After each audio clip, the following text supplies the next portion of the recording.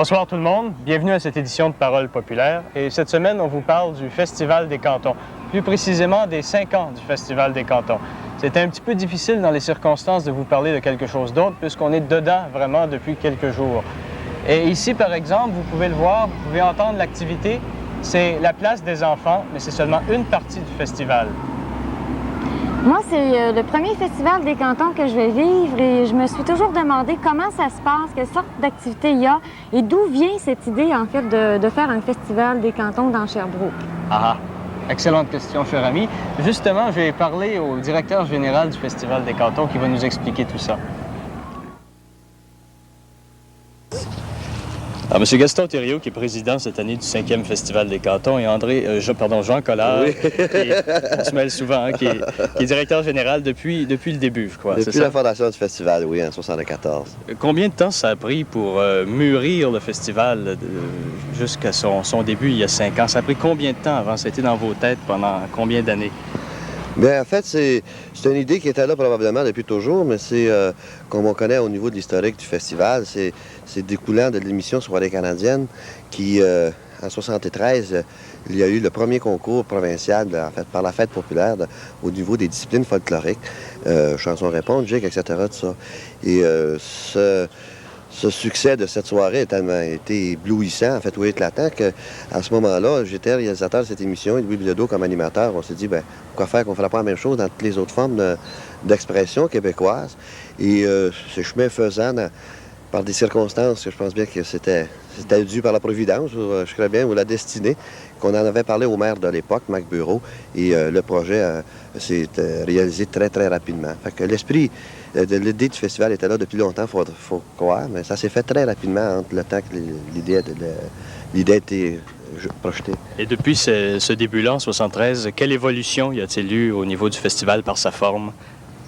Bien, une chose qui est importante, et je pense bien que le président pourra en témoigner, je pense que la qualité première du Festival des cantons, c'est qu'avant d'abord de faire le premier festival, le comité provisoire avait eu une assez bonne vision de l'avenir avec un plan directeur de 5 ans.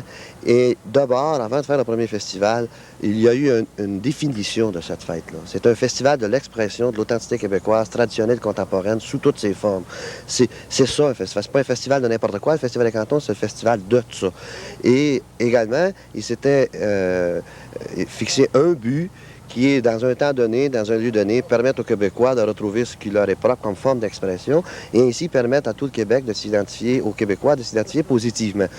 Et tout ce qui a été fait depuis ce temps a été fait en fonction pour réaliser ce but-là dans la définition qui lui était donnée. Et en fait, tous les bénévoles, tous les permanents, toutes les personnes intéressées au festival ont travaillé toujours dans ce même objectif. Ce qui fait que le festival est tel qui a été pensé au départ, mais l'expansion par rapport au nombre d'expressions, la qualité de la présentation de la fête au niveau des événements et tout, a fait son chemin. Puis encore aujourd'hui, c'est encore un festival de l'expression de l'authenticité québécoise. Et à l'occasion de ce 5e, je pense bien qu'on va démontrer la qualité dans l'organisation par la présentation des présidents de comité sous la présidence de notre très dynamique et sympathique président, M. Thériault. Justement, M. Thériault, des fleurs. Quel est le rôle d'un président du Festival des cantons? Bien, écoutez, le rôle d'un président du Festival des cantons, c'est de coordonner, si vous voulez. C'est être un peu le chef d'orchestre. Évidemment, le président, c'est un peu responsable du succès, n'est-ce pas? Non seulement le succès au point de vue organisationnel ne me casse pas trop. Il y a toujours, évidemment, le succès financier qui est là, qui occupe davantage un exécutif. Mais moi, si vous voulez, pour enchaîner ce que Jean vient de dire, ce qui me frappe réellement, c'est qu'après seulement 4 ans, c'est de considérer, premièrement, que le Festival des cantons est le 2e en importance dans la province de Québec après seulement 4 années. Et quand vous savez qu'il y a environ actuellement de 800 à 1000 bénévoles qui travaillent au succès du Festival des cantons, le bon renom qu'il a, il est connu à travers toute la province, des États américains. On est même allé sur la scène de l'Olympia de Paris l'an dernier. Je veux dire, moi, ça m'épate, je trouve ça extraordinaire. Et je dis, de l'idée des premiers illuminés qui ont eu l'idée de mettre ça, de ce pas en marche, et de voir ça aujourd'hui, moi je dis ça, c'est formidable. Et je pense que les Sherbrookois, d'ailleurs c'est notre thème cette année, de nous fêter dans la dignité et la fierté, ont vraiment raison d'être fiers de ce qui se passe chez nous au point de vue du Festival des cantons. Pourtant, on n'a pas entendu parler, il me semble, d'un problème de survie à un moment donné. Par exemple, quelque chose de nouveau cette année, le passeport qui est instauré pour faire que les gens donnent une certaine souscription. Pourriez-vous nous en parler, par exemple? Est-ce que c'est un pas vers l'autodétermination complète du festival? Bien, c'est-à-dire ça peut être un grand pas vers l'autofinancement, c'est bien évident. Voyez-vous, l'an dernier, nous avons, ce que l'on dit souvent, redonné au Festival des cantons sa dignité. Et nous nous sommes privés, évidemment, d'une certaine source de revenus à cause de ça, parce que la dignité, ça se paie. Alors, nous demandons cette année aux gens, s'ils aiment leur festival, s'ils veulent qu'ils continuent à se passer dans la dignité, dans la propreté, de nous donner un coup de main au point de vue financier. Et de là arrive le passeport. Voyez-vous, nous avons des sources de revenus de la part de la ville de Sherbrooke, des différents gouvernements, et de la part de nos commanditaires, nos annonceurs, nos amis, on a des dons. Mais il nous reste un 100 000 à 125 000 $ à aller chercher quelque part. Et nous pensons que si vraiment les Sherbrookois, particulièrement, et les Estriens sont fiers de leur festival, s'ils veulent un festival qui est propre, un festival qui est digne, bien, il faut qu'ils nous aident à le payer. Ça se paie la dignité, ça se paie une fête quand même. Et le prix qu'on demande, vous savez, c'est très, très peu quand on considère le travail, les heures, les énergies que ces 1000 bénévoles dont je vous parlais tantôt mettent là-dedans gratuitement. C'est très, très peu. Un 2 $, un $1,50 jusqu'à l'ouverture du festival, qu'est-ce que c'est? C'est même pas 2 petites bières, c'est même pas 2 paquets de cigarettes, ça paye même pas l'entrée au cinéma. C'est 20 sous par jour. Et je tiendrais à souligner, il y a des gens qui, malheureusement, sont sur une fausse impression. Ils s'imaginent qu'il va falloir acheter un passeport tous les jours pendant les 10 jours. Ce n'est pas ça du tout. Une fois qu'ils ont leur passeport en main, ils vont entrer n'importe où gratuitement. Vous avez le spectacle, par exemple, Son et Lumière, qui va avoir lieu cette année, n'est-ce pas, au Parc Jacques-Cartier, là, près du Lac des Nations, qui va coûter 2 $. Il va coûter 2 $. Ça nous coûte plus que ça, nous, pour le réaliser, ce spectacle-là. Bien, ceux qui ont le passeport, ça sera gratuit. Alors, tout de suite, là, voyez-vous, le passeport, dans le fond, ne coûte rien. Alors, ce que nous faisons avec le passeport, c'est un appel à tous. C'est un appel à la fierté des gens. La fierté de se fêter, mais aussi la fierté de se financer. C'est ça, le passeport. C'est aussi simple que ça. Normand, c'est beau ça, l'historique, puis toute la philosophie, mais en fait, si les activités se déroulent en plein centre-ville, dans les rues de Sherbrooke, comment est-ce que la population, les résidents réagissent à ça? De quel œil ils voient ça, le festival? Il s'agirait de leur demander. Leur as-tu demandé? Monsieur, ça fait combien de temps que vous habitez cette rue-ci? 24 ans. Donc, vous avez certainement vu tous les 5 festivals des cantons qui sont déroulés. Oui. Et, Avant, il y avait des cabanes des deux côtés de la rue, mais maintenant, il n'y en a seulement qu'à côté. qu'est-ce que c'est pour vous, le Festival des cantons? C'est une bonne affaire. Est-ce que vous y participez de façon active? On fait le tour, j'aime ça, puis on parle du monde, on rencontre du monde, on fait des connaissances. Puis, du monde, ça fait bien longtemps qu'on n'a pas vu, mais là, on les voit, puis ça fait quelque chose. Comme ça, le festival, pour vous, c'est un moyen de... C'est un moyen de distraction, puis c'est un moyen de... C'est un moyen de vivre, tu sais. Mais qu'est-ce que je déteste un peu là-dedans, c'est la boisson. Ça, j'aime pas ça. On voit des jeunes, hier, j'en ai vu des jeunes, là. On s'entend qu'il n'y avait pas plus que 8-9 ans. Pour vous, il devrait y avoir un contrôle un peu plus sévère de ça. Les polices devaient être plus sévères pour les jeunes. Les autres, au moins, les cassettes qui passent à côté des autres, là. Les canettes. Il y avait des canettes. Il y en a qui en avait 2, 3. Il y en avait toutes des canettes à chaque côté des autres. Puis il en buvait en montant. Puis il était pas mal long, le petit gars. Il avait pas plus que 10-12 ans. Ça, j'ai trouvé ça... J'ai pas aimé ça. Mais j'ai pas kické, mais j'ai pas aimé ça. Monsieur Claude Villemur, pouvez-vous nous décrire vos fonctions au Festival des cantons? Certainement. Je suis responsable des activités des bénévoles, tout ce qui concerne les bénévoles, là, c'est-à-dire party ou encore organisation de groupes de bénévoles, ces choses-là, c'est moi qui est en charge de ça. Et il y en a combien qui œuvrent dans le festival cette année? Oh, à date, je dirais près de 900, mais j'ai l'impression que ça va être une année record autant de ce côté-là que j'espère de la participation du public. J'ai l'impression que pour les 2-3 jours à venir, il va y avoir au-dessus de 1000 personnes qui vont travailler bénévolement pour l'organisation du Festival des cantons. Mais où on déniche ça, 1000 personnes, pour travailler de façon bénévole pendant si longtemps? Ben, je pense qu'il y a un proverbe qui dit qu'à se tenir les coudes, on devient fort, là. Je pense que c'est comme ça. Ça peut partir d'un embryon de 20-25, qu'eux autres connaissent des gens, que ces gens-là connaissent d'autres personnes. Et puis, quand on est embarqué dans le bain, c'est pas dur d'aller chercher du monde parce que c'est facile de vendre un produit qu'on aime d'avance. Puis, le festival canalise tellement d'énergie, puis c'est tellement je pense que c'est le seul festival qui est vraiment d'inspiration québécoise à ce point-là, là, puis qui fait renaître dans les gens un esprit de nationalisme sans tendance politique, là, mais une conscientisation de leur culture canadienne-française. Et ces bénévoles, en général, ils sont de quel âge et de quel milieu viennent-ils? De tous les âges, ça part. J'ai eu des petits gars qui m'ont appelé de 12-13 ans. Monsieur, on veut travailler pour le festival. Puis on a des groupes de l'âge d'or aussi qui travaillent. Donc, je dirais peut-être que ça peut s'échelonner de 16 à 85 ans. Et la nature du travail des bénévoles, quelle est-il? De tout ordre, monsieur, de tout ordre. Tu vas avoir des gars qui vont faire de la construction.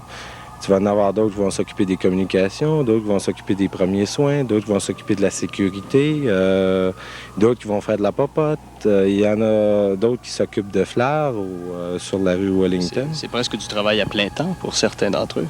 Pour certains d'entre eux, oui. Alors, toi, tu travailles sur la place des enfants comme bénévole. Est-ce que c'est ça? Oui, je suis responsable de la place des enfants. On est 5. Est-ce que je peux savoir qu'est-ce qui t'a motivé à devenir bénévole pendant la période du festival? J'avais le temps, je finissais mes cours, puis j'avais pas d'emploi, alors ça m'a intéressé de travailler pour la place des enfants. Parce que les enfants aussi, ça m'intéresse, alors c'est pour ça. Qu'est-ce qui arriverait si on n'avait pas de bénévole à la place des enfants? Il n'y en aurait pas. Il n'y aurait rien. Parce qu'ici, c'est tout du bénévole. Tout est bénévolat ici pour la place des enfants. Est-ce que tu trouves ça important que les clowns soient là? Oui. S'il n'y en avait pas, qu'est-ce que ça te ferait de la peine? Oui. Parce qu'on n'aurait pas bien du plaisir. Si tu aimes le soleil, frappe des pieds. Si tu aimes le soleil, frappe des pieds. Si tu aimes le soleil, si tu aimes le soleil, si tu aimes le soleil, frappe des pieds. Monsieur Michael Dion, quelles sont vos fonctions à l'intérieur du festival cette année? Je suis directeur du personnel et des finances. Et ça emploie combien de personnes, ce comité-là? Au niveau du personnel clérical, nous avons un staff de 4 secrétaires, nous avons 2 secrétaires comptables en plus de cela.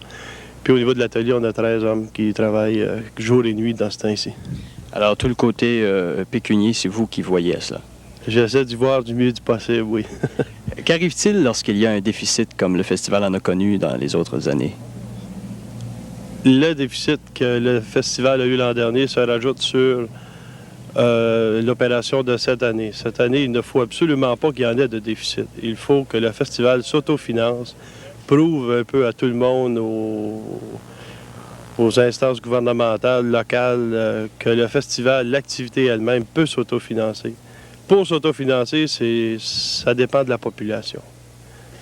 Le passeport qu'on a on met en vente cette année comme projet d'autofinancement doit absolument réussir. La survie du festival en dépend beaucoup. Maintenant, pourquoi y a-t-il un déficit à chaque année? Le déficit s'explique assez facilement, en ce sens que le président l'explique par un manque à gagner. Moi, je l'expliquerai également par le fait qu'une année, on se fie beaucoup sur les commanditaires des grosses entreprises. On peut se fier sur des divers spectacles qu'on présente. Les octrois du gouvernement. Il y a un paquet de choses, à un moment donné, qui ne rencontrent pas toujours les demandes qu'on veut. Les prévisions ne sont pas toujours les mêmes. Je prends l'exemple, si on présente un spectacle puis il fait beau comme aujourd'hui, les chances de réussite sont fantastiques, tandis que s'il pleut, bien, les dépenses que l'opération a encourues, elles sont là pareil. C'est des choses comme ça qui s'ajoutent au bout de la ligne, puis je pense qu'en tout cas, cette année, ça se présente bien. La population, jusqu'à date, elle est beaucoup sensibilisée à notre passeport, puis il faut que ça continue, puis j'espère que Dame Nature va nous aider là-dessus. Et au niveau de Dame Gouvernement, quel est son apport au niveau des subventions? En ce moment, au niveau du gouvernement municipal, la ville de Sherbrooke nous octroie 75 000 cette année. Le gouvernement fédéral nous octroie, par le biais d'un projet Canada au travail, un autre 75 000. Et nous avons en ce moment une lettre nous disant que le gouvernement provincial va nous octroyer par les divers services 130 000 $. Vous êtes restauratrice au centre-ville. Est-ce que je pourrais savoir dans quel esprit vous attendez le 5e Festival des cantons? Dans un esprit très stressé et nerveux, c'est parce que j'ai l'impression que 10 jours, c'est un peu trop 3 jours, ça allait. Tu avais moins besoin de personnel, tu étais moins anxieux de savoir si ça fonctionnerait ou pas. Là, ça veut dire un surplus de travail, un surplus de nourriture à acheter sans savoir si ça va passer, si tu vas avoir des problèmes. Tu as des dégâts qui sont causés un peu partout. J'ai l'impression que 3 jours, ça irait bien. Oui. Est-ce que le festival apporte un peu d'eau au moulin au niveau du commerce? Pour nous autres, c'est rentable à chaque année parce que depuis la première année, on a réussi à se faire une belle clientèle en se forçant pour servir les gens qui venaient de l'extérieur là, de façon très honnête puis très raisonnable. Est-ce que vous y trouvez des inconvénients au festival? Bon, les inconvénients, c'est peut-être le surplus de travail que ça peut occasionner dans des cas comme ça. C'est qu'on est obligé de doubler nos effectifs, de demander au personnel de faire plus d'heures. Puis, mais autrement, là, les autres inconvénients, personnellement, j'en vois pas. Yves Bellavance, quelles sont vos fonctions pour le Festival des Cantons version 1978? Moi, j'occupe cette année le poste de directeur des communications pour communication et promotion pour le festival. Maintenant, cette année, il y a un petit problème qui vous a affecté dès le départ. C'est le passeport qui a été mal compris de la population, encore une fois de plus. Depuis quelques jours, à coup d'éditorial dans la tribune, à coup d'une espèce de campagne de resensibilisation, qu'on pourrait dire, est-ce que ça a donné fruit, ça? Est-ce que la population perçoit mieux le passeport? Oui, je pense que au début, peut-être les gens... C'est peut-être parce que notre campagne publicitaire était incitative, mais peut-être pas suffisamment explicative.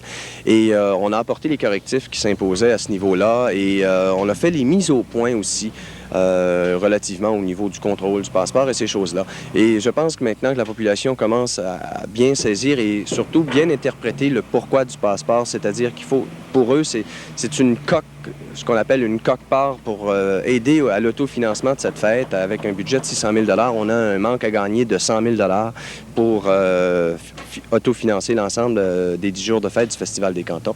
Donc, les gens commencent à comprendre l'appel qui a été lancé.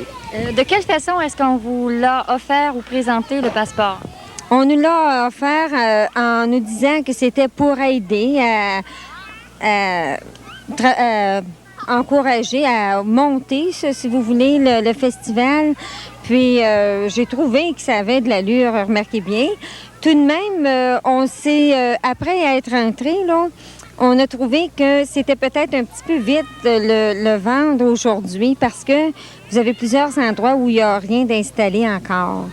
Mais reste que c'est peut-être nécessaire que vous le fassiez pour être capable d'arriver dans les dépenses et puis dans toute l'organisation. Il faut certainement qu'il y ait de l'argent un petit peu pour arriver à faire tout ça. Maître Jacques O'Brady, maire de Sherbrooke, pourriez-vous me définir le rôle que joue la ville de Sherbrooke dans le Festival des Cantons? Écoutez, je pense que la ville de Sherbrooke joue un peu un rôle double. Elle joue d'abord un rôle, c'est bien sûr, d'encouragement, de soutien moral, mais elle joue aussi un rôle très concret qui se traduit par d'abord des subventions que nous versons au Festival des Cantons et deuxièmement par des services de soutien qu'on pense par exemple à tout le balayage, tout le nettoyage des rues, qu'on pense à l'éclairage, qu'on pense aux services de police, qu'on pense à tous ces services-là. Alors, la ville de Sherbrooke, c'est bien sûr, comme je vous le dis, a une implication financière, mais elle a aussi une implication d'encouragement, une implication morale et ça se traduit par des présences au niveau du conseil d'administration, au niveau de l'exécutif, au niveau aussi de toutes sortes de conseils, mon Dieu, et d'encouragements que nous pouvons fournir à l'organisation du festival. Maintenant, ça va de l'autre sens aussi. Quelle est la part du festival pour la ville de Sherbrooke, du côté touristique, par exemple? Bien, pour la ville de Sherbrooke et pour la région des Cantons de l'Est, moi, personnellement, du moins, et d'ailleurs les chiffres l'ont déjà déterminé, le Festival des Cantons est certainement un instrument de promotion économique en général, promotion touristique plus spécialement. Ça attire beaucoup de gens à Sherbrooke, c'est sûr que ça meuble les restaurants, ça meuble les hôtels.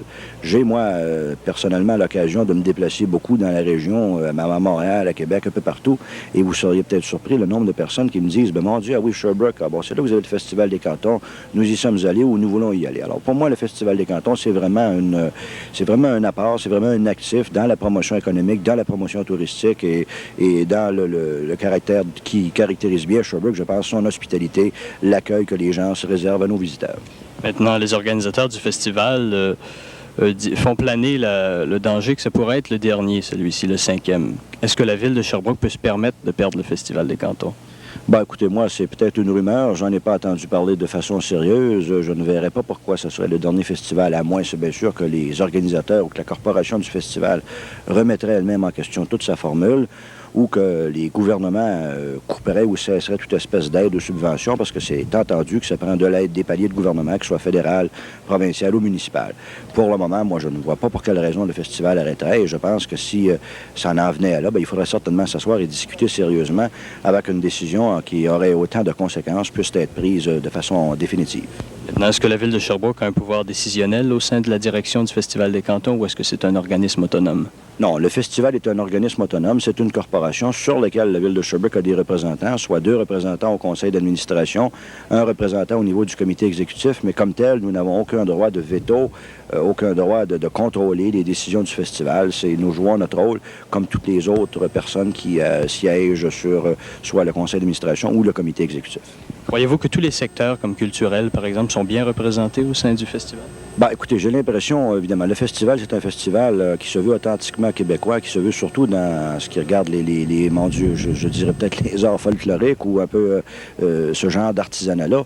Mais il y a certainement des efforts très valables qui sont faits. Par contre, il faut, je pense, comprendre que dans une manifestation de cette envergure-là, ça ne peut pas être spécialisé dans le sens de peut-être s'adresser à des connaisseurs ou à des petits groupes en particulier. Ça va aller chercher l'attention et l'intérêt de la majorité de la population. Et moi, personnellement, pour avoir vécu les 5 festivals, je pense que ça remplit bien son rôle. Suzanne Servant, tu es présidente de l'Association des métiers d'art des cantons de l'Est. Oui. Depuis peu? Depuis quelques semaines. Maintenant, si on parlait un peu de l'avènement du festival, est-ce que tu saurais me dire quel est le rôle de l'association là, dans les préparatifs ou les ententes avec la direction du festival? Dans les débuts, c'est-à-dire le premier festival des cantons, nous avions un rôle prépondérant dans la mise sur pied de la rue des artisans, puisque nous étions l'association qui transigeait avec le festival et qui était aussi sur son conseil d'administration. C'est-à-dire qu'il y avait un mot à dire sur la bonne marche du festival. D'année en année, maintenant, nous ne sommes plus du tout sur le conseil d'administration. Nous avons été écartés. Et d'année en année, on a pris une place de moins en moins prépondérante. Dans les années passées, on faisait l'animation. On était en charge d'un peu de la mise sur pied. Cette année, le comité de la rue des artisans n'a aucun représentant de l'Association des métiers d'art des cantons de l'Est sur le comité de réalisation. Nous sommes quand même au festival cette année et nous aurons quand même 36 kiosques qui seront identifiés comme étant ceux de l'association par le sigle de l'association. Parce que je crois qu'il y a d'autres artisans qui ne sont pas membres de l'association qui seront représentés. Il y aura un certain nombre de kiosques qui sera, je pense que c'est 6 kiosques qui ont des artisans non membres de l'association. Tantôt, Suzanne, quand tu dis que les artisans ne sont pas représentés au comité de rue des artisans, est-ce que ça veut dire que toute l'animation et la mise sur pied des kiosques, vous n'avez pas un mot à dire dans ça? Cette année, non. On a essayé de négocier avec le Festival des cantons. Les négociations étaient difficiles, longues et laborieuses. On en est venu cette année à une entente où les artisans participeraient uniquement en exposant. Et c'est tout ce sur quoi reposent vos ententes ou votre protocole d'entente avec le festival? Pour cette année, oui. L'année prochaine, nous commençons les négociations dès la fin du festival pour essayer que les artisans prennent en charge réellement la rue des artisans. Et c'est le sens que l'on voudrait avoir du Festival des cantons. On aime quand même participer. En général, les artisans aiment participer au Festival des cantons, mais il y a quand même une mise sur pied. Je veux dire, toute la mise sur pied, on aimerait élaborer parce qu'on a beaucoup d'idées et puis on aimerait bien avoir une prise en charge réelle de la rue des artisans. Êtes-vous de la région? On est des banlieues de Sherbrooke. C'est-à-dire où, ça? Ça veut dire Stoke. Est-ce que c'est la première fois que vous participez au Festival des cantons? Non, madame, c'est pas la première fois, c'est la 5e fois. On a toujours participé au festival. Qu'est-ce qui vous intéresse au festival, vous? Tout nous intéresse. C'est vraiment formidable. Vous, qu'est-ce que vous aimez du festival? La musique, les danses, les animatrices. Êtes-vous d'accord? Est-ce que ça reste 10 jours? Si je suis d'accord. Est-ce que ça se déroule pendant 10 jours de temps? Oui, c'est toujours la dernière journée qui est le meilleur. Et vous, êtes-vous de la région également? Non, de Saint-Hyacinthe. Et qu'est-ce qui vous motive à venir faire un tour au festival? C'est ma place à Stoke, Sherbrooke, c'est ma place. Fait que j'aime bien revenir pour voir les gens que je connais. Hein. Puis j'aime ça. Je suis venue depuis 2 ans, là, je viens. Fait que j'aime ça. Ah, oui, pour l'âge d'or, je suis née de l'âge d'or d'ailleurs. Hein. Ça fait qu'on aime bien ça. Et vous, qu'est-ce qui vous plaît le plus La danse. La danse seulement. Parce que je suis danseur un peu, mais ça passe tout le temps.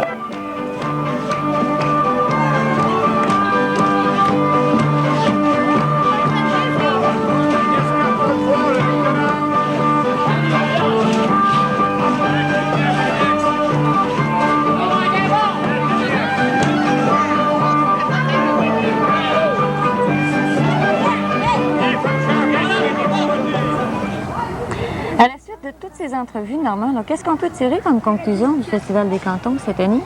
Bien, on peut tirer du festival cette année que, comme toutes les années, la population appuie le comité de direction du festival dans ses démarches de produire une fête à caractère socioculturel et populaire.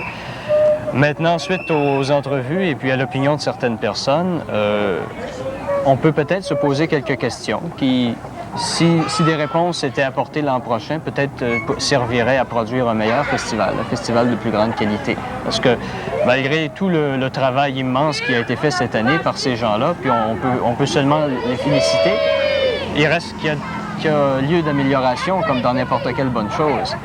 Et je crois du côté culturel, par exemple, il y aurait peut-être des façons de repenser certaines activités pour qu'elles servent mieux le peuple québécois et le peuple de la région de Sherbrooke, entre autres.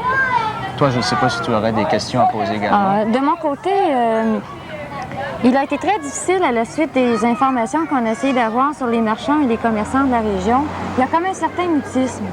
Il y a une incertitude à savoir si le festival doit durer 10 jours ou moins de ça. D'un côté, il y a certains commerces qui font des revenus supplémentaires et c'est rentable.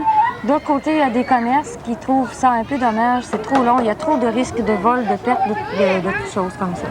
Alors, on n'arrive pas à savoir vraiment si les commerçants sont en faveur ou pas d'un festival. Ensuite de ça, du côté des artisans, les contacts sont très tendus depuis 5 ans. Le point de négociation qui reste à faire, c'est de faire reconnaître l'association comme étant l'organisme représentatif des artisans professionnels. Et on veut d'abord et avant tout que les artisans participent à l'élaboration, l'organisation, toute l'animation de la rue. Alors à l'heure actuelle, les artisans ne sont représentés sur aucun comité de rue et ça pose des difficultés parce que c'est eux qui sont pris à ce moment-là, tous les jours, dans la réalité de la rue des artisans. Il y a aussi la fameuse question du passeport qu'il ne faudrait pas oublier, qui était très importante cette année. Il y aurait peut-être eu lieu de consulter plus la population à ce sujet-là. Peut-être qu'il y aurait certainement eu d'autres façons de trouver d'autres solutions de financement. Et ce qu'il faut peut-être un peu reprocher aux gens du Festival des Cantons, c'est d'avoir changé leur fusil d'épaule en plein milieu, parce que c'est bien gentil d'entendre les gens défendre l'idée du festival et dire que ça a été mal compris, mais il faut avouer, puis ils l'ont avoué eux-mêmes, que c'était peut-être annoncé de façon à ce que les gens croient que le passeport était obligatoire. Et si on se fie sur le programme qui dit que pour certaines activités, le passeport est requis, et si on se fie aussi sur la terminologie du mot « passeport », qui signifie naturellement une vérification avant d'entrer sur place, ben, c'est un petit peu difficile de faire à croire ensuite aux gens que ce n'est pas nécessaire et c'est une contribution volontaire. Il aurait peut-être fallu mettre tout de suite les cartes sur table et dire c'est une contribution volontaire et ce n'est pas un passeport, c'est en fait quelque chose comme un carnet souvenir. Et à ce moment-là, je crois qu'il n'y aurait pas eu une controverse comme il y en a eu. Mais en fait, ça, c'est des points à améliorer pour l'an prochain. Et je pense qu'il y a une confusion à ce niveau-là au sein de la population. Au sein de la population. Mais je crois qu'elle leur a fait savoir et je crois qu'ils sont assez aptes à écouter les recommandations parce qu'en fait, ils font ça pour les gens aussi. Fait qu'en gros, ça a été un bon festival puis on espère qu'il va en avoir un meilleur l'an prochain. Moi aussi.